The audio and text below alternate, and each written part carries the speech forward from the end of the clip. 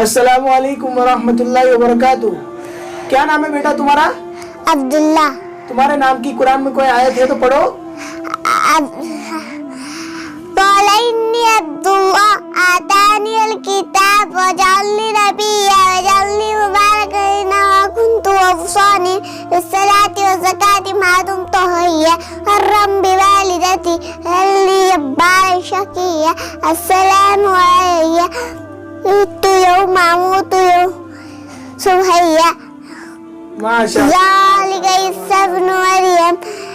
अपने नबी सल्लल्लाहु ताला अलैहि वसल्लम सफर पर जा रहे थे।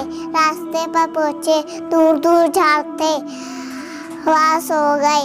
एक दुश्मन आया, दुश्मन ने अपने नबी की तलवार निकाली, बोला, अपने नबी की आँख खुल गई। अपने नबी को बोला, ए मोहम्मद तुझे कौन बचाएगा? अपने नबी ने बोला, अल्लाह बचाएगा। दुश्मन के हाथ से तलवार नीचे गिर गई। अपने नबी उठाया, अब तुझे कौन बचाएगा? और आपके सिवा कोई नहीं बचा सकता, आप ही बचा सकते। अपने नबी ने उसको माफ़ कर दी। जाकर घर कबीले वालों को बताया, सब मुसलमान हो गए।